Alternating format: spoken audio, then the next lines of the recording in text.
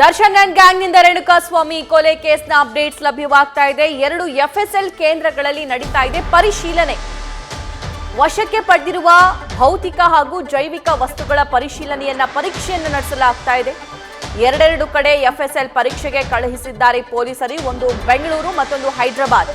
So 2 ಕಡೆ FSL ಅಲ್ಲಿ ಪರೀಕ್ಷೆ ಆಗ್ತಾ ಇದೆ ಆ ಎಲ್ಲ ವಸ್ತುಗಳ ಕುರಿತಂತೆ. ಕೆಲವು ವಸ್ತು ಬೆಂಗಳೂರು FSLಗೆ ರವಾನೆ ಮಾಡಲಾಗಿದೆ. ಇನ್ನೂ ಕೆಲವು ವಸ್ತುಗಳನ್ನು ಹೈದರಾಬಾದ್ನ FSL ಕೇಂದ್ರಕ್ಕೆ ಪೊಲೀಸರು ರವಾನೆ ಮಾಡಿದ್ದಾರೆ. ಈ ಬಗ್ಗೆ ಮತ್ತಷ್ಟು ಲೈವ್ ಡೀಟೇಲ್ಸ್ ನೀಡ್ತಾರೆ ನಮ್ಮ ಕರೆಸ್ಪಾಂಡೆಂಟ್ ಶಿವಕುಮಾರ್. ಈ ಪ್ರಕರಣ ನಡೆದು 25 ದಿನಕ್ಕೂ ಹೆಚ್ಚು ದಿನ ಆಯಿತು. ಹೀಗಿದ್ರೂ ಕೂಡ ಇನ್ನೂ FSL ವರದಿಗಾಗಿ ಪೊಲೀಸರು ಕಾಯ್ತಿದ್ದಾರೆ. ಅದಕ್ಕಿಂತ 100ಕ್ಕೂ ಜಾಸ್ತಿ ಈ ಸಾಕ್ಷಿಗಳನ್ನ ಕಲೆ ಹಾಕಿ ಆ ಸಾಕ್ಷಿಗಳನ್ನ 2 FSL ಕೇಂದ್ರಕ್ಕೆ ರವಾನೆ ಮಾಡಲಾಗಿದೆ. ಹಾಗಾದ್ರೆ ಅಂಥದ್ದು ಏನಿದೆ, ಅದರಲ್ಲಿ ಯಾವೆಲ್ಲ ಸಾಕ್ಷಿಗಳನ್ನ ಕಳಿಸಿದ್ದಾರೆ, ರಿಪೋರ್ಟ್ ಬರೋದಕ್ಕೆ ಇನ್ನೆಷ್ಟು ದಿನ? ಸಭಾ ಚಿತ್ರದುರ್ಗದ ರೇಣುಕಾಸ್ವಾಮಿ ಹತ್ಯೆ ಪ್ರಕರಣಕ್ಕೆ ಸಂಬಂಧಪಟ್ಟಂತೆ ಪ್ರಮುಖವಾಗಿ ಬೆಂಗಳೂರಿನ ತನಿಖಾ ತಂಡ ACP ಚಂದನ್ ಅವರ ನೇತೃತ್ವದ ತನಿಖಾ ತಂಡ ಭೌತಿಕ ಸಾಕ್ಷ್ಯ ಹಾಗೂ ಜೈವಿಕ ಸಾಕ್ಷ್ಯಗಳಾಗಿ 2 ರೀತಿಯಾಗಿ ಎವಿಡೆನ್ಸ್ಗಳನ್ನು ಕಲೆಕ್ಟ್ ಮಾಡಿರುವಂಥದ್ದು. ಪ್ರಮುಖವಾಗಿ ಸ್ಟೇಟ್ಮೆಂಟು, ಮಾಜರು ಮತ್ತು CCTV ವಿಜುವಲ್ಗಳನ್ನು ಹೊರತಾಗಿ ಸುಮಾರು 180ಕ್ಕೂ ಹೆಚ್ಚು ಎವಿಡೆನ್ಸ್ಗಳನ್ನು ಕಲೆಕ್ಟ್ ಮಾಡಿರುವಂಥದ್ದು.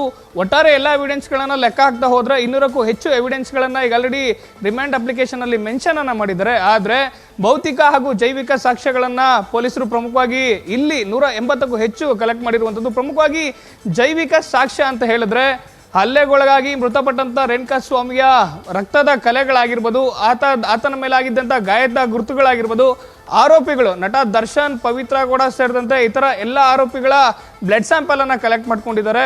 ಅವರ ಹೇರ್ ಸ್ಯಾಂಪಲ್ಸ್ಗಳನ್ನು ಕಲೆಕ್ಟ್ ಮಾಡ್ಕೊಂಡಿದ್ದಾರೆ. ಇವುಗಳನ್ನು ಪ್ರಮುಖವಾಗಿ ಜೈವಿಕ ಸಾಕ್ಷ್ಯಗಳನ್ನು, ಬ್ಲಡ್ ಸ್ಯಾಂಪಲ್, ಹೇರ್ ಸ್ಯಾಂಪಲ್ ಹಾಗೂ DNA ಪರೀಕ್ಷೆಯನ್ನು ಏನು ಬೆಂಗಳೂರಿನ ವಿಕ್ಟೋರಿಯಾ ಆಸ್ಪತ್ರೆಯಲ್ಲಿ ತನಿಖಾಧಿಕಾರಿಗಳು ಆರೋಪಿಗಳಿಗೆ ಮಾಡಿಸಿದ್ದಾರೆ. ಇವುಗಳನ್ನು ಪ್ರಮುಖವಾಗಿ ಮೃತಪಟ್ಟಂತ ರೇಣುಕಾಸ್ವಾಮಿಯ ರಕ್ತದ ಗುರುತು ಹಾಗೂ ಆರೋಪಿಗಳು ಹಲ್ಲೆ ಮಾಡಿದಂಥ ಆರೋಪಿಗಳ ರಕ್ತದ ಗುರುತು ಮ್ಯಾಚ್ ಆಗುತ್ತಾ ಅನ್ನೋದನ್ನ ನೋಡ್ಲಿಕ್ಕೆ ಪ್ರಮುಖವಾಗಿ ಬೆಂಗಳೂರಿನ ಮಡಿವಾಳದಲ್ಲಿರುವಂತಹ ಫೋರೆನ್ಸಿಕ್ ಸೈನ್ಸ್ ಲ್ಯಾಬೊರೇಟರಿ ಅಂದ್ರೆ ವಿಧಿವಿಜ್ಞಾನ ಪ್ರಯೋಗಾಲಯಕ್ಕೆ ಕಳಿಸಿರುವಂಥದ್ದು ಒಂದು ಕಡೆ. ಆದರೆ ಇವೆಲ್ಲವೂ ಕೂಡ ಜೈವಿಕ ಸಾಕ್ಷ್ಯಗಳು.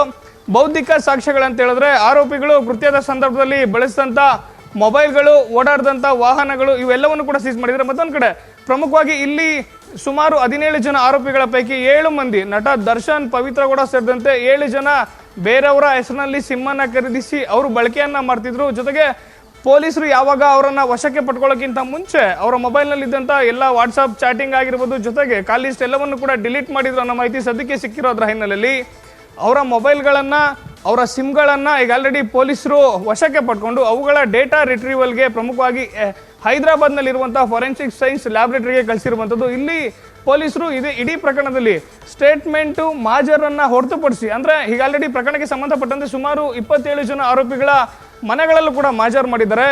ಈ ಪ್ರಕರಣಕ್ಕೆ ಸಂಬಂಧಪಟ್ಟಂತೆ 12ಕ್ಕೂ ಹೆಚ್ಚು ಮಂದಿಯನ್ನು ವಿಟ್ನೆಸ್ ಮಾಡ್ಕೊಂಡಿದ್ದಾರೆ. ಸುಮಾರು 5-6 ಜನರನ್ನ ನೇರವಾಗಿ ನ್ಯಾಯಾಧೀಶನ ಮುಂದೆ ಕರ್ಕೊಂಡೋಗಿ 164 ಸ್ಟೇಟ್ಮೆಂಟನ್ನು ಮಾಡ್ಕೊಂಡಿದ್ದಾರೆ. ಇವೆಲ್ಲವನ್ನು ಕೂಡ ಹೊರತುಪಡಿಸಿದ್ರೆ ಜೈವಿಕ ಹಾಗೂ ಬೌದ್ಧಿಕ ಸಾಕ್ಷ್ಯಗಳಾಗಿ ಸುಮಾರು 180ಕ್ಕೂ ಹೆಚ್ಚು ಸಾಕ್ಷ್ಯಗಳನ್ನು ಪ್ರಕರಣದಲ್ಲಿ ಕಲೆ ಹಾಕಿರುವಂಥದ್ದು. ಸಭಾ, thank you Shivu. News first ನಿರ್ಭೀತಿಯಿಂದ ನಿಮ್ಮ ಪರವಾಗಿ.